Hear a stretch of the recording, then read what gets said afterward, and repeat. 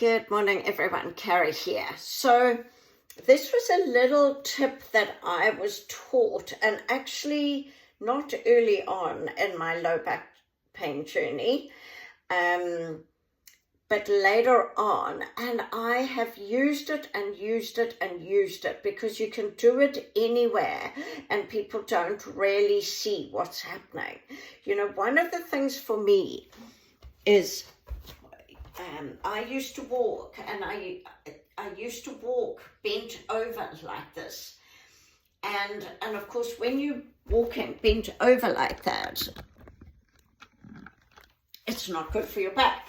Okay, and so one of the things that I was taught was use your buttocks, squeeze your buttocks so that you can stand up straight.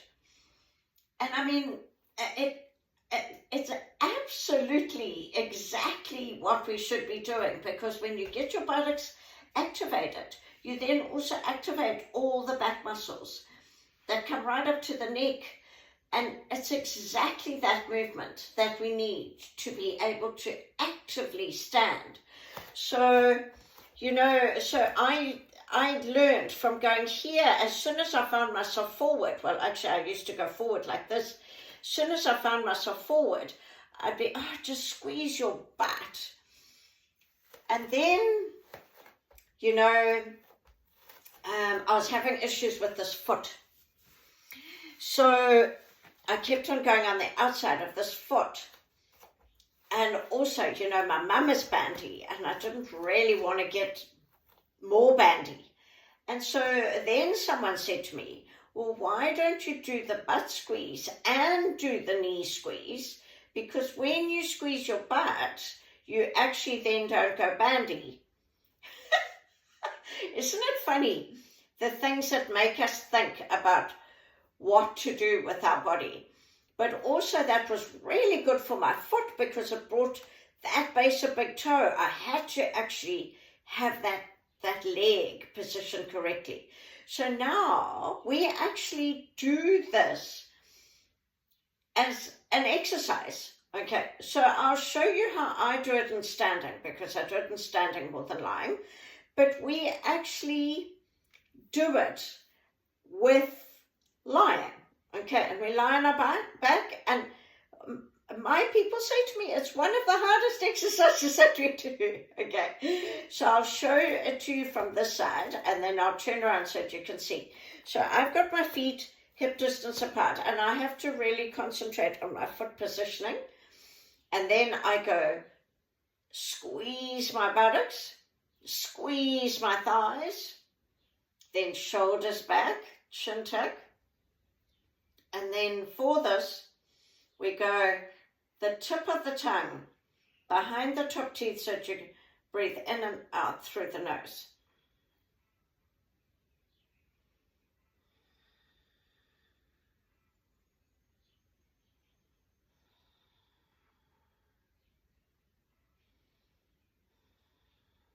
I'm watching my clock.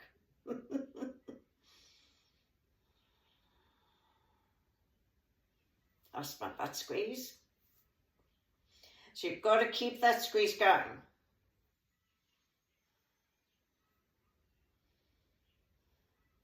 $30.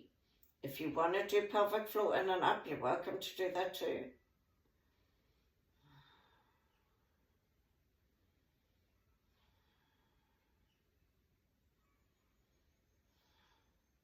$45. Okay.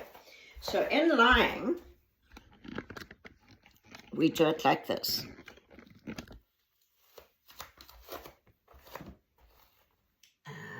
Which way shall I do it? So that you guys can see.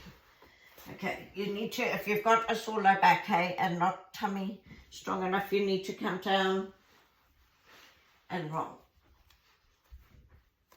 Can you see my feet?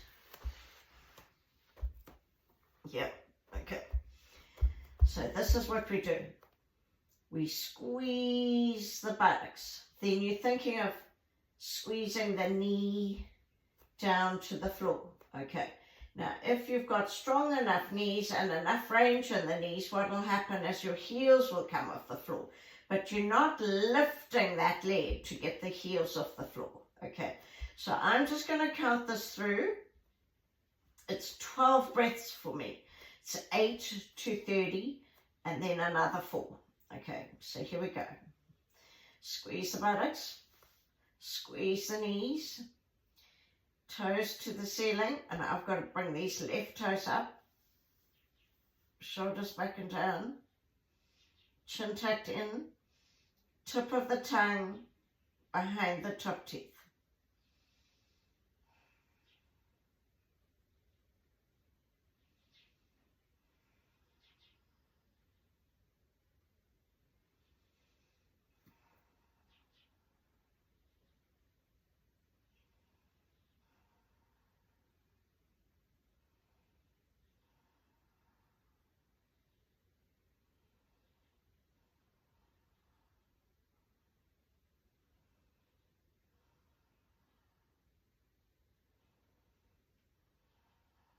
That's 30.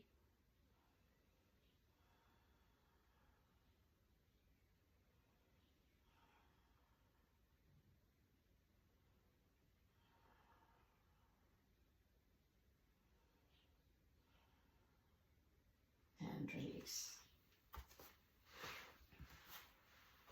Okay, and that's actually how we practice it in class, but of course I also teach it in standing, because that is more practical for everyone. It's cold this morning, so I'm just putting my socks on.